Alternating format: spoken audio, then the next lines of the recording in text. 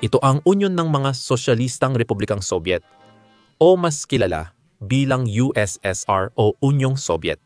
Isa ito sa mga pinakamakabuluhang ekonomiya sa kasaysayan na dapat maintindihan. Hindi lang dahil dito nagmula ang ilan sa pinakakontrobersyal na pamamaraan, kundi dahil ito rin ang bansa na nagbago ng pandaigdigang politika at nakaranas ng pinakamabilis na pagbagsak ng ekonomiya sa makabagong kasaysayan. Hindi. Mahalaga lahat ng iyan at tatalakayin natin, pero mas mahalaga pa riyan ay na hanggang ngayon, halos 30 taon matapos bumagsak ang Unyong Soviet, ang mga aral mula sa bansang ito at sa ekonomiya nito ay may malalim na epekto pa rin sa mundo ngayon. Siyempre, ang unang dapat malaman kapag tinitingnan ang ekonomiya ng Unyong Soviet ay isa itong sosyalistang bansa. Sa totoo lang, ito ang pangunahing sosyalistang bansa noon. Isang sistemang hindi pa gaanong nasubukan.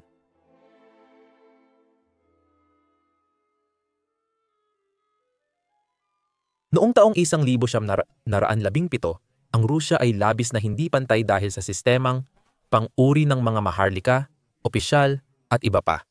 Tinalakay natin ang hindi pagkakapantay-pantay sa yaman noong nakaraang linggo nang tiningnan natin ang Timog Aprika na sa ngayon ang pinaka-hindi pantay na bansa sa mundo. Pero mas maganda ang Timog Aprika kaysa Imperyong Ruso noong unang bahagi ng ika-20 siglo.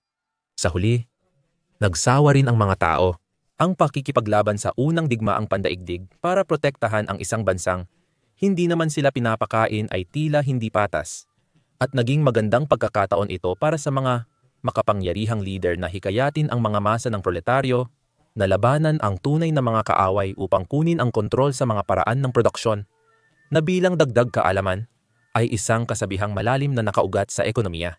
Para makagawa ng kahit ano, kailangan ng salik ng produksyon, lupa, paggawa at kapital. Ang mga teoryang Marxista na nagtulak sa revolusyon ay nagbigay diin na ang napakaraming bahagi ng populasyon ay may kontrol din sa napakalaking bahagi ng paggawa na may katuturan naman. Ang mga tao ay katumbas ng paggawa, pero ang nagtatakda sa naghaharing uri ay ang pagmamay-ari nila ng mga lupa at pabrika. Ang bahagi ng lupa at kapital sa ekwasyong ito. Walang pumipigil sa manggagawa na angkinin ang mga ari-arian para sa tao at, tada, kontrolado na natin ang sistema. Pasensya, Nicholas Oldmate, hindi ka na namin kailangan. Magulo talaga ang panahong ito sa kasaysayan ng Rusya. Nagkaroon ng mga digmaan at vacuum ng kapangyarihan na nagdulot ng matinding kaguluhang panlipunan at ekonomiya. Mula sa abo, ang lalaking ito ay umangat at nagkaroon ng di matatawarang kapangyarihan. Marami ang tumingin kay Joseph Stalin bilang matibay na leader na nagbalik ng kaayusan sa bansa. Karaniwang maling akala na pagkatapos ng Rebolusyong Ruso ay agad naging lumang sosyalista ang bansa.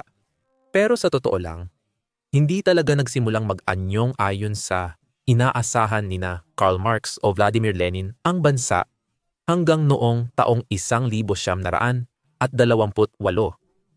na taon matapos mamatay si Lenin. Sa panahong ito, isinagawa ni Joseph Stalin ang unang 5 taong plano na naging batayan ng mga sentralisadong planadong sosyalistang estado sa hinaharap. Nakita natin ito sa China. Nakikita pa rin natin ito sa Hilagang Korea. At nakita rin natin ito sa India. Ngunit ang Soviet Russia ang siyempre pinagmulan ng mga sistemang ito. Ang unang 5 taong plano ay nakatuon sa mabibigat na industriya at produksyon ng pagkain. Alam ni Stalin ang kahulugan ng gutom sa populasyon para sa mga dating namuno sa Russia at ayaw niyang ulitin ang kanilang pagkakamali. Ang 5 taong plano ay nagtakda ng ambisyosong layunin na tumutok sa lahat ng bahagi ng produksyon mula input at output, presyo ng pakyawan at tingi, pati takdang oras ng produksyon. Nagdulot ito ng ilang mga problema. Para sa panimula, ang buong sistema ay pinahirapan ng labis na optimismo sa posibleng output at gayon din ay nasira ng maling pag-uulat ng lahat ng mga numero. Nagkulang ng tunay na pagmamatsyag mula sa mga manggagawa hanggang sa mga tagapamahala at mga pinuno, at lahat ay takot na lumihis sa patakaran. Kung binigo mo ang iyong tagapamahala bilang manggagawa, hindi maganda ang mangyayari sa iyo. Gayon din, Mahirap parusahan ang manggagawa dahil sila ang pundasyon ng sosyalistang bansa.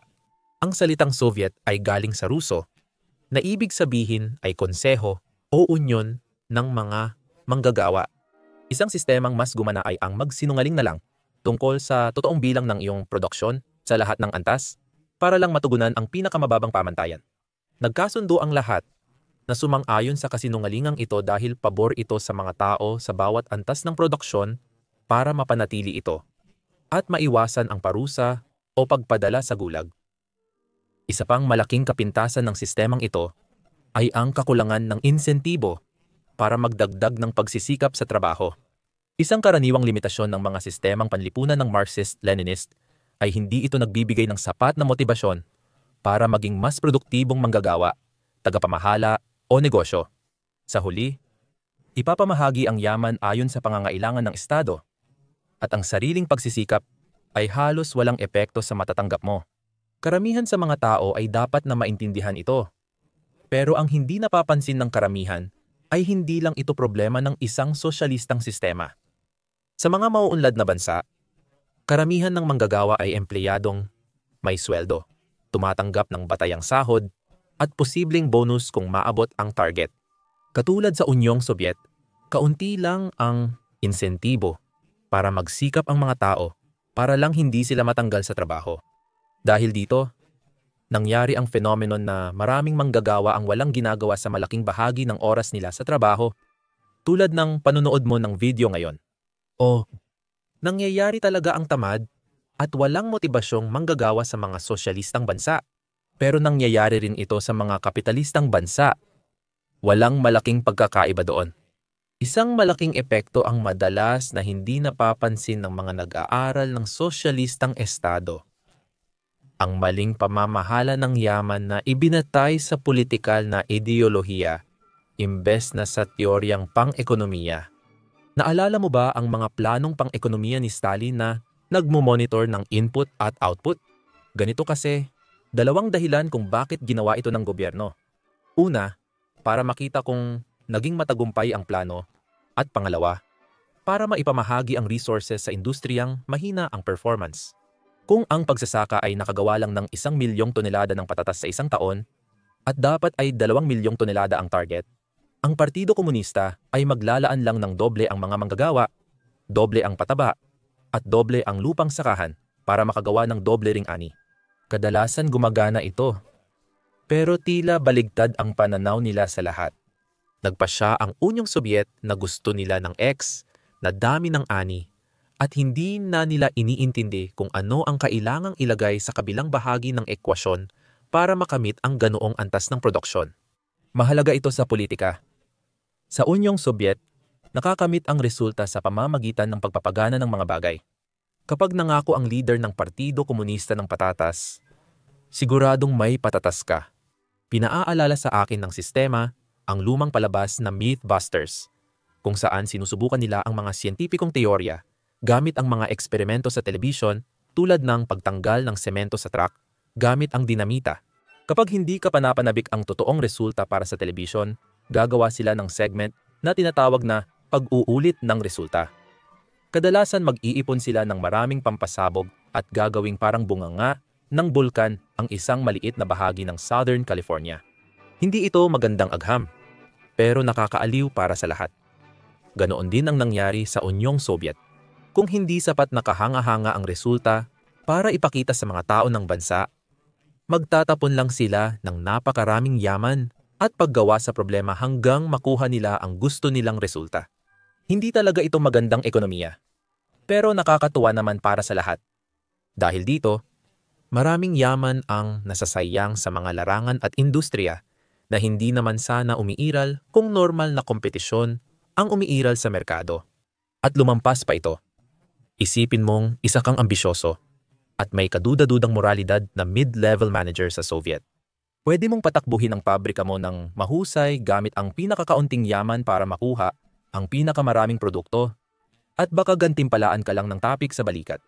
Pero siguraduhin mo, sa susunod na 5 taong plano, bibigyan ka lang ulit ng pinakakaunting yaman at inaasahan pa rin na makakagawa ka ng pareho o mas marami pa. Ang mas matalinong diskarte ay maging talagang hindi mahusay. Sayangin ang yaman, pabayaan ang manggagawa na walang ginagawa kahit kaya pa, at ipagmalaki ang hindi pag-abot ng kota. Ibig sabihin, sa susunod na 5 taong plano, magkakaroon ka ng mas maraming manggagawa, mas malaking pabrika, at mas maraming yaman. At magmumukha kang bayani kahit bahagya mo lang tinaasan ang produksyon mula sa mahinang nakaraang taon. Isa itong mapanganib na balanse. Gusto mong tama lang ang gawin mo. Dahil kapag masyadong halata ang ginagawa mo, tiyak na ipapadala ka sa mga gulag. Malaking problema ngayon sa pampublikong sektor ang sinadyang hindi maayos o labis na paggamit ng budget.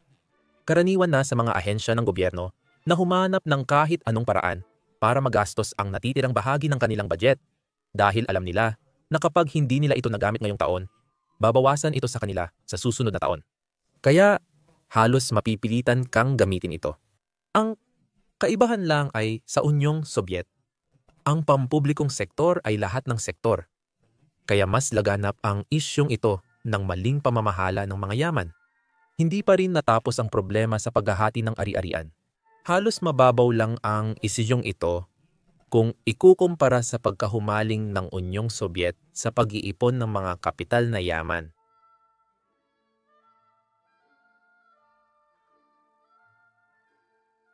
Ang ideyang kunin ang mga paraan ng produksyon ay tila biro na lang ngayon, pero mahalagang tandaan na ang pagbibigay ng kontrol sa paggawa sa mga makina ay pundasyon ng sistemang Sobyet at malaking bahagi ng kanilang 5 taong plano. Naalala mo nung sabi ko na pinakialaman ng politika ang tamang desisyong pang-ekonomiya? Sa tingin ko, dito talaga ito pinakakitang-kita. Inilaan ng Unyong Sobyet ang karamihan ng kanilang produksyon sa paggawa ng mas maraming kagamitan para mapataas pa ang kakayahan nila. Kaya mas pinili nilang gumawa ng drill press kaysa takure. Ang una ay nagpapataas ng potensyal ng ekonomiya, samantalang ang huli ay nagpapabuti ng kalidad ng buhay at pamumuhay ng mga residente. Pero ang Unyong Sobyet ay nahumaling sa paglago sa papel. Kaya mas pinili nilang gumawa ng mga bagay na gagamitin pa para gumawa ng iba pang mga bagay. Ibig sabihin, lumalago ang ekonomiya pero mas binibigyan lang ng makinarya ang mga manggagawa kaysa sa tunay na kailangan nila. Nang hindi naman napapabuti ang kalidad ng buhay. Nagdulot ito ng tagutom at kaguluhan sa politika. Ibig sabihin, kaya nilang bumaliktad at gumawa ng maraming produktong nangangailangan ng mabigat na industriya, gaya noong ikalawang digmaang pandaigdig. Ang unyon ng mga sosyalistang Republikang Sobyet ang pinakamalaking naapektuhan ng ikalawang digmaang pandaigdig na nawalan ng tinatayang 27 milyong buhay. Pero isa pa rin itong karapat-dapat na kalaban dahil sa laki ng potensyal nito sa produksyon.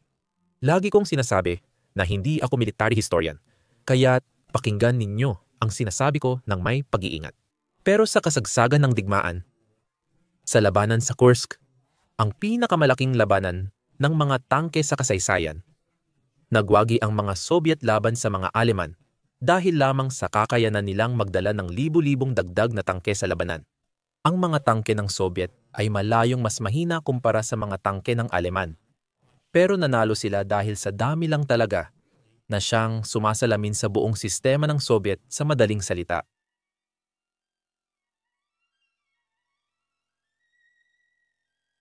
Matapos mamatay si Stalin, nagpatupad ang mga sumunod na leader ng Sobyet ng mas liberal na patakarang pang-ekonomiya na mas isinasaalang-alang ang mga mamamayan bilang consumer, hindi lang manggagawa.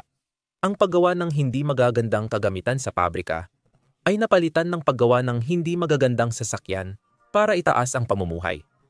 Ngunit nanatiling pangunahing halimbawa ang Unyong Sobyet ng Marxist-Leninist na ekonomiya at mahirap para sa kanila na lumayo rito. Dahil dito, at sa patuloy na pagtaas ng gastos ng Cold War, kakaunti lang ang naranasan ng mga mamamayan ng Unyon sa paglago ng ekonomiya at kasaganaan. Nagpatuloy ang mga sirang sistema na sumira sa bansa at maging sa ilang grupong pwedeng makipagkalakalan sa Unyon na pare-pareho rin ang problema. Nakakatuwang isipin, hanggang bumagsak noong taong 1971, Ang Unyong Soviet ang ikalawang pinakamalaking ekonomiya sa mundo base sa gross domestic product. Hindi talaga iyon nagpapakita ng totoong kalagayan ng estado. Malaki ang populasyon ng Rusya at kaya nitong paikutin ang malaking halaga ng pera na maganda tingnan sa papel pagdating sa gross domestic product. Pero isa itong bansa na halos nakaluhod na at hirap ng pakainin ang dambuhalang lakas paggawa na naging bunga nito. Ang pulisya ng dami kaysa kalidad ay may hangganan din at sa huli, bumagsak sila mula sa loob.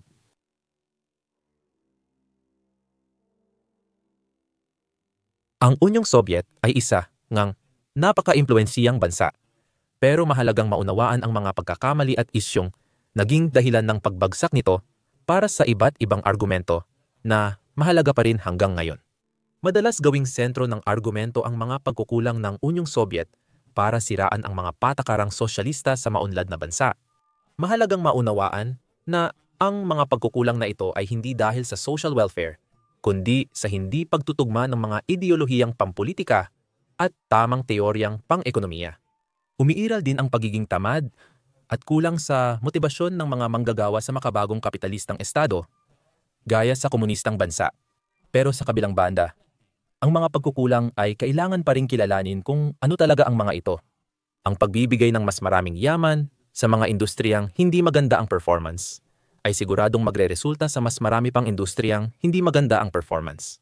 Bagaman hindi kailangang parusahan ng isang ekonomiya ang pagiging karaniwan para maging mahusay, hindi rin nito dapat parusahan ang kahusayan dahil mauuwi ito sa pagiging karaniwan. Anuman ang uri ng politika na ipataw mo rito. Kamusta mga kaibigan? Sana ay nagustuhan ninyo ang pinakabagong video. Isang malaking pasasalamat sa ating mga bagong patron sa Patreon. Ang inyong suporta ang patuloy na nagpapagana sa channel na ito. Kung hindi naman, gaya ng dati, may YouTube live stream sa pangalawang channel para sa question and answer session, kaya pumunta kayo doon o sumali sa aming Discord server kung gusto ninyong makilahok. Kung nagustuhan ninyo ang video na ito, paki-like at mag-subscribe na rin. Malaking tulong talaga yon. Salamat mga kaibigan. Paalam.